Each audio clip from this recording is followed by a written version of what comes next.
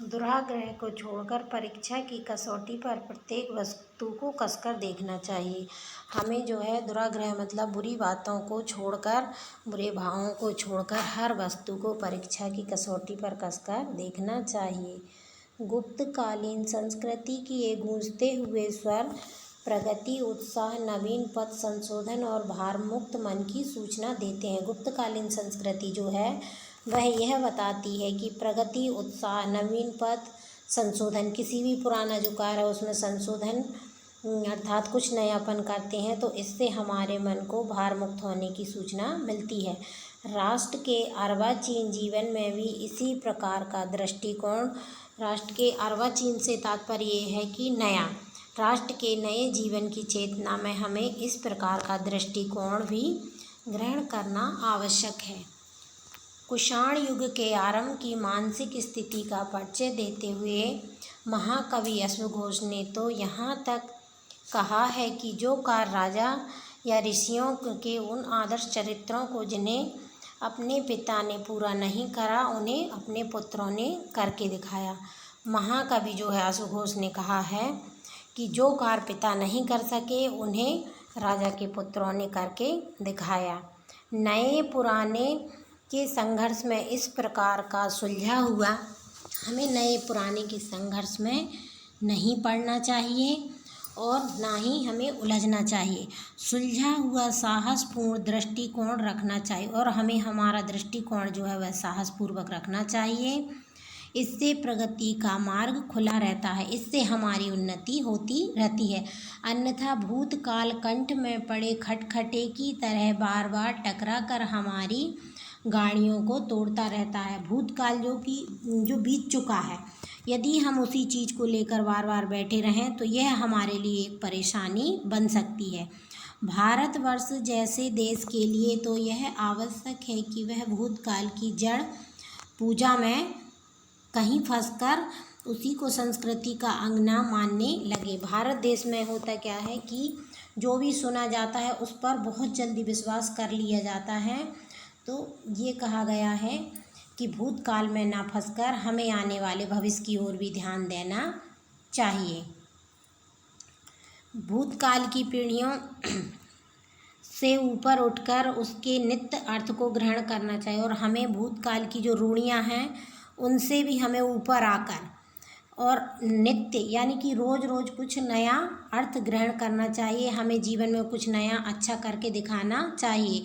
आत्मा को प्रकाश से भर देने वाली उसकी स्फूर्ति और प्रेरणा स्वीकार करके आगे बढ़ना चाहिए और आत्मा को जो हमारी आत्मा को कुछ प्रेरणा दे, उसे आगे बढ़ने के लिए उसे जागृत करे, ऐसे कार्यों को हमें करना चाहिए। जब कर्म की सिद्धि पर मनुष्य का ध्यान जाता है, जब मनुष्य कुछ कार्य करता है और वह सफल हो जाता है, तब वह अनेक दोषों से बच जाता है। जब कर्म से भयभीत व्यक्ति केवल विचारों की उलझन में फंस जाता है, जो व्यक्ति कर्म नहीं करता और जो कर्म करने से डरता है वह विचारों के ही उलझन में फंसा रहता है, अर्थात क्या करूं क्या ना करूं की स्थिति में ही लगा रहता है।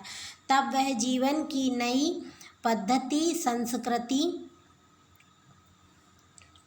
को जन्म नहीं दे पाता और वह जीवन की जो है नई पद्धति और संस्कृति को जन्म नहीं दे पाता है। एतएव आवश्यक है कि पूर्वकालीन संस्कृति के जो निर्माणकारी तत्व हैं उन्हें लेकर हम कर्म में लगे रहें और नई वस्तु का निर्माण करें। हमें जो पुराने जो भी रीति रिवाज हैं उन्हें लेकर चलना चाहिए और उन्हें थोड़ा अपने नए तरीके से बदलाव लाना चाहिए। इस प्रकार भूतकाल खाद बनकर विशेष उपयोगी बनता है। इस प्रकार भूतकाल जो है हमारी मदद करेगा और इससे हम नए जीवन को आगे की ओर ले जा सकते हैं। भविष्य का विरोध करके पदे पदे मीन्स पद पर, यदि भविष्य का हम विरोध करें पद पर उससे जूझने और उसकी गति कुंठित करने में भूतकाल का उपयोग किया जाता है। हमें भूतकाल का उपयोग करना है, पर इसका ये मतलब नहीं है कि इससे हमारा जो आने वाला काल वो है समय है वह हमारा कुंठित हो जाए, वह एकदम रुक जाए।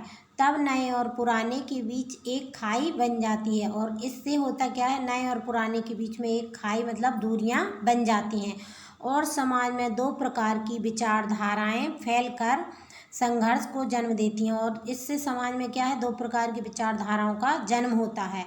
हमें अपने भूतकालीन साहित्य में से आत्मत्याग और मानव सेवा का आदर्श ग्रहण करना चाहिए। जो हमने भूतकाल में पीछे छोड़ दिया है, हमें उससे भी कुछ अच्छी बातें ग्रहण करना चाहिए। अपनी कला से आध्यात्मिक भावों को प्रतिष्ठा और संघर्ष विधान के अनेक रूपों अभिप्रायों को पुनः स्वीकार करना चाहिए। प्रतिष्ठा विधान सौंदर्य अनेक रूप जो हैं वो हमें वहाँ से भी ग्रहण करने चाहिए। अपने दार्शनिक विचारों से उस दृष्टिकोण को अपनाना होगा जो समन्वय मतलब मिला जुला, इसके मेल जोल से मेल जोल समवाय और संप्रतीति मित्रता के जीवन मंत्र की शिक्षा देता है। और इससे हमें अपने जीवन को मित्रवत आगे बढ़ाने की शिक्षा देता है। हमें भूतकाल और भविष्यकाल दोनों को लेकर चलना चाहिए। जो विश्व के भावी संबंधों का एकमात्र नियामक दृष्टिकोण कहा जा सकता है। जो विश्व के भावी यानी विश्व के जो भविष्य में आने वाले संबंधों का एकमात्र नियम के रूप से दृष्टिकोण कहा जा सकता है। अपने उच्चाशय वाले धार्मिक सिद्धांतों को मथ कर उनका सार ग्रहण करना चाहिए।